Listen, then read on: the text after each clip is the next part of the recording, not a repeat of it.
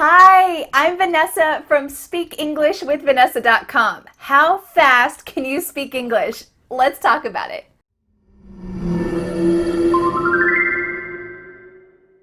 Have you ever thought, oh my goodness, English speakers speak so fast? How will I ever be able to speak like that? Well, today I have some good news for you. I'm going to share with you 7 important tips that native speakers use when they speak quickly. We're going to talk about reducing sounds, cutting off sounds, and connecting sounds. And then at the end of this lesson, I have a challenge sentence for you that I want you to be able to say as fast as you possibly can. So let's get started with the first tip. My first tip for speaking fast English is to use contractions. What are contractions? They're when you put 2 words together. I'd like to go is I would like to go. He's busy. He is busy. What are you doing? What are you doing? If you'd like some tips about how to pronounce 81 contractions, I made a video about that up here to help your pronunciation. But this first tip is the most simple. We'll talk about some more difficult tips later, and it's an easy way to speak quickly. I'd like to go. I would like to go. Do you see how we can speak quicker because we're cutting off all the sounds in the word would except for that final D? I'd like to go. Great. Let's go on to the second tip. My second tip for speaking fast English is to reduce these 4 common verbs. Gonna, wanna, gotta, have to. I'm gonna study English means I'm going to study English. That word to simply becomes a. I'm gonna study English. Or you might say, I wanna study English. Here we're changing want to wanna. Again, the word to changes to a. I wanna study English.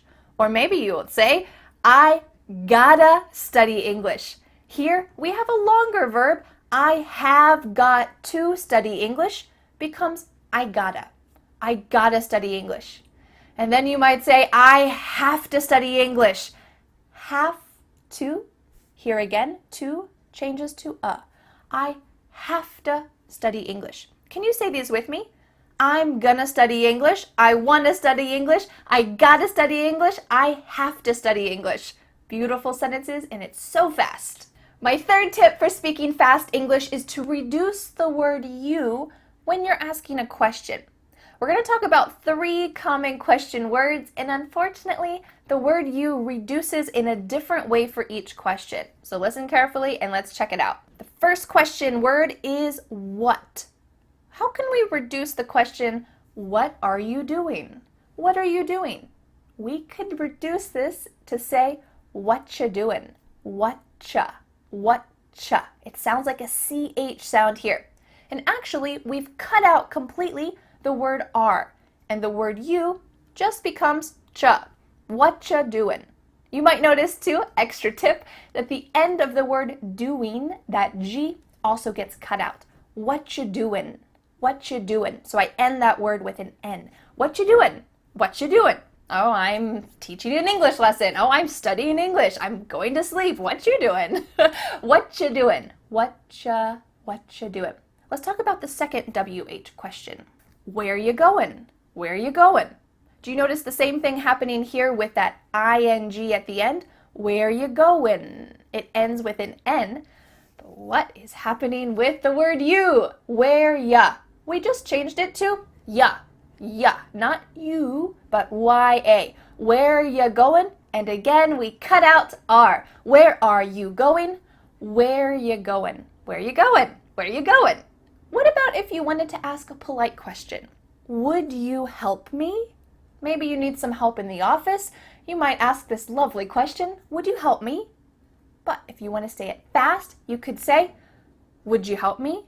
Would you help me? Would you help me? Would ya? Ja. Instead of a ch sound, like we talked about before, what cha doing? Here, instead, we are going to say ja. Would ya help me? Can you say that with me? Would ya? Would ya help me? Would you help me becomes would ya? Would you help me? Would you help me, please? Tips number 4, 5, and 6 include cutting off sounds.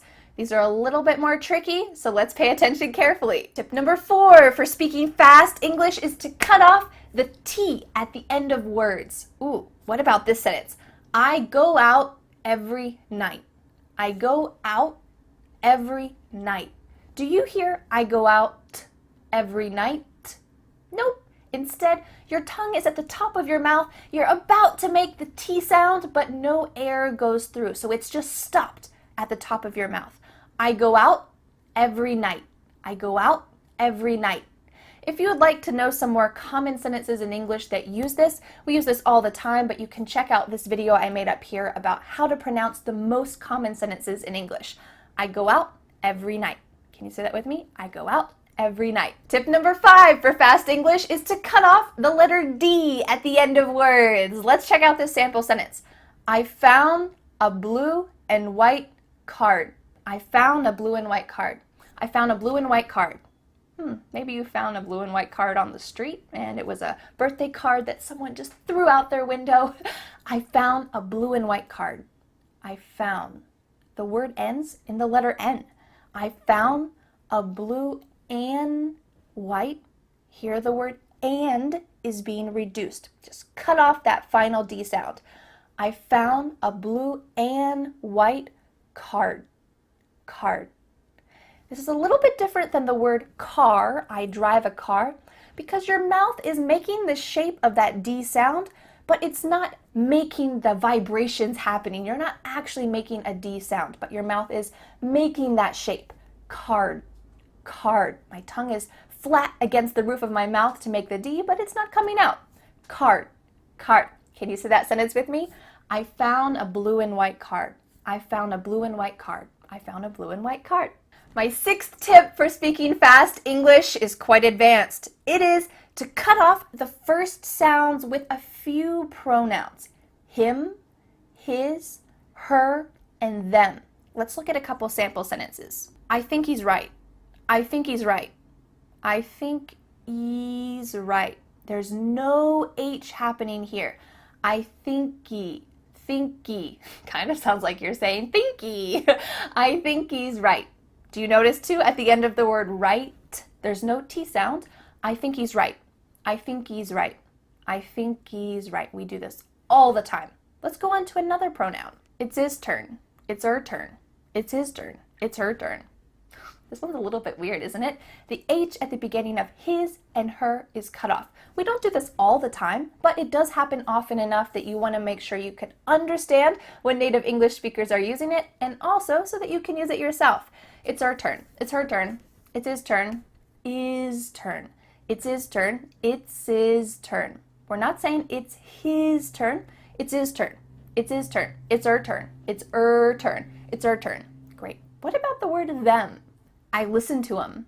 I listen to him. The word them has the TH cut out, and instead you're saying I listen to him. Maybe if someone asks about some music that you like, you might say, oh yeah, I listen to him. I listen to I listen to him. This is quite casual, and we use it a lot in daily conversation. I listen to him. Can you say that with me? I listen to So we need to reduce some pronouns as we're speaking. Him, his, her, them.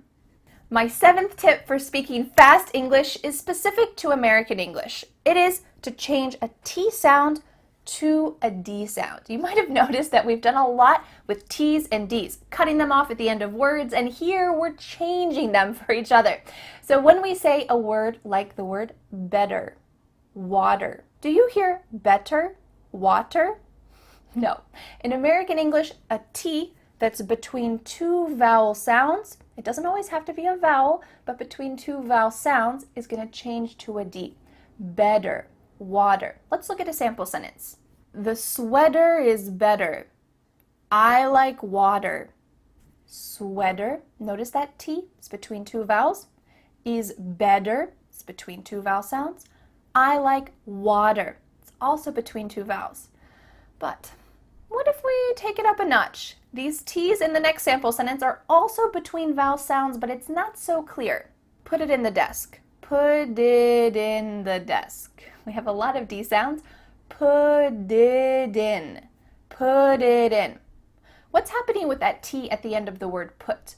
Well, it's a T between two vowels, even though there's two separate words. Put it in. And the word it is between two vowels, even though it's two separate words. So I know this can be a little bit tricky, but you're going to hear native speakers use this all the time, so make sure you can do it too. Can you say it with me? Put it in.